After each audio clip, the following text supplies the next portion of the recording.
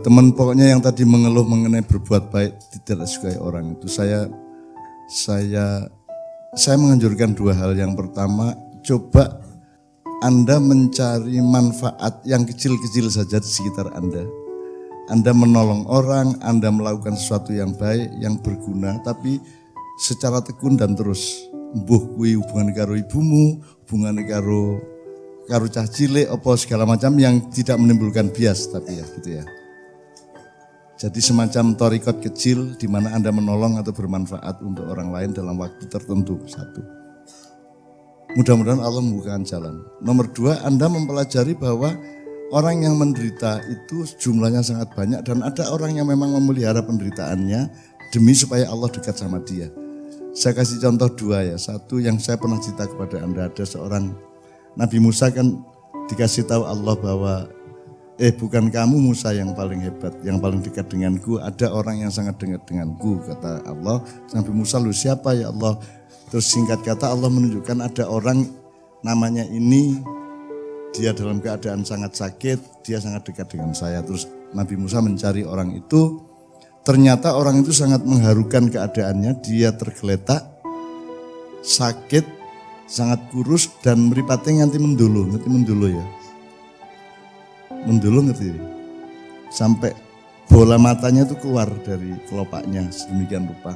Dan Nabi Musa begitu ketemu sama dia, tidak tega, langsung memeluknya dan mengatakan, aku berdoa kepada Allah, mudah-mudahan Allah meringankan bebanmu dan mengangkat penyakitmu.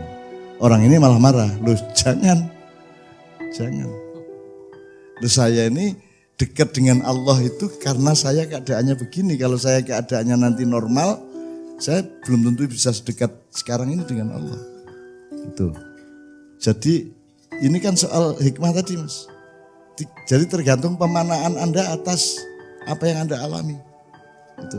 Kalau pokoknya yang namanya hikmah dan pemanaan itu adalah bagaimana apapun yang Anda alami itu bermanfaat untuk mendekatkan Anda kepada Allah dengan bentuk atau nuansa yang mungkin berbeda-beda, tapi pokoknya intinya supaya Anda menjadi dekat dengan Allah. Apapun saja, apa kekayaan, kemiskinan, penderitaan, sakit, sehat, semua mendekatkan Anda kepada Allah.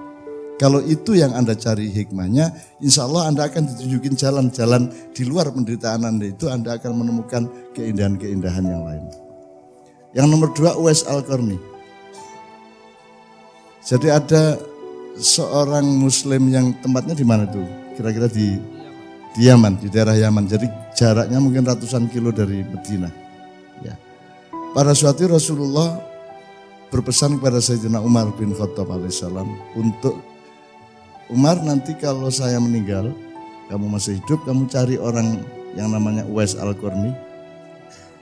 Kamu nanti minta doa ke dia. Bukan doakan dia, tapi minta doa ke dia. Terus sepeninggal Rasulullah, Umar mencari benar nih orang. Uwais ini orang yang sangat miskin, rumahnya sangat buruk dan sangat sempit. Dia hidup sama ibunya. Sangat sukar penghidupan ekonominya. Itu pun pada suatu hari ibunya bilang sama Uwais, saya mosok saya tidak, mbok saya ini sekali-sekali kamu entah gimana caranya kamu ajak umroh apa, haji. Kamu ajak naik haji. Kamu ajak haji ke Mekah. Bahwa jaraknya enggak karu-karuan jauhnya. Itu ya. Oke. Sampai di situ Anda tak bawa ke belakang lagi dikit. Orang semacam Uwais itu yang Rasulullah sendiri sangat kagum kepada dia. Itu kan cara Jawa, pantese kan dhek ya berusaha nang Madinah goleki sowan ben iso sowan Kanjeng Nabi to. Ning dhek ora tau sowan to. Dan Kanjeng Nabi ora nesu lho. Ora disawani Uwais kuwi. Gitu. Aku wis sok-sok isih nesu kuwi. Gitu. Sok-sok isih ana kotor aku ning atiku. Hal-hal seperti itu.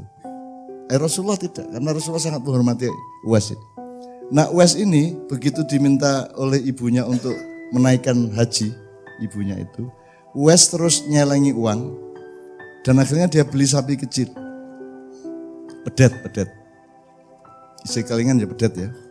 Tuku pedet Mas. Nah pedet iki dingon dengan cara digendong karo Uwais. Mongko nggone padang rumput rada dhuwur. di puncak bukit. Maka tiap hari Uwais ini gendong pedet gue mundur bukit, pulangnya juga digendong.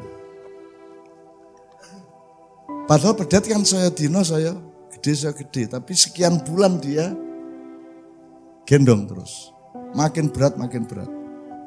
Setelah mulai agak rodo sapi, wis ora patiya belo, wis ora patiya pedet, dijual.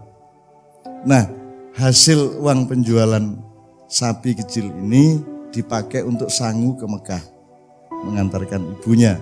Terus ternyata Uwais itu pergi ke Mekah dengan ibunya dengan cara menggendong ibunya. Jadi dia menggendong sapi tadi dalam rangka latihan supaya dia kuat gendong ibunya ke Mekah. Jadi nek kowe pengen mlebu swarga gampang carane gondongan ibumu saka kene nang Mekah. Modar gitu. Mas piye carane ya ta? Digendong. Jadi teman sekalian, penderitaan itu kadang-kadang merupakan pintu dari kebahagiaan. Ya, kemiskinan bisa merupakan pintu dari kemuliaan. Apapun saja bisa menjadi pintu bagi setiap manusia kalau dia memang mencari hikmah kepada Allah Subhanahu wa taala. Jelas ya Mas ya? Sedikit mohon izin. Sabrang tadi ngomong tentang game plan tadi ya. Jadi gini loh Mas, kan semua ada rule of the game-nya. Rule apa ya? Apa jenis Bro? Aturan main. Jadi apakah rumah tangga ada aturan mainnya ya? Orang jualan ada aturan mainnya. Apa meneh negara. Nah, Anda sekarang tahu ya, Anda mengalami pilpres hari ini dan Anda tidak ada masalah dengan semua itu.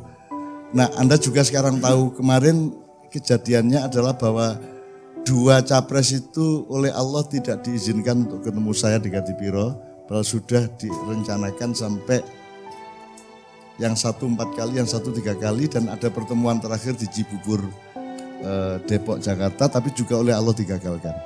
Saya tidak tahu maknanya, tapi saya ngikut-ngikut aja karena saya tidak pernah menolak, saya tidak pernah menerima. Pokoknya terserah Allah. Kalau engkau diterima, Allah yang menerima. Kalau engkau ditolak, Allah yang menolak. Aku oke saja.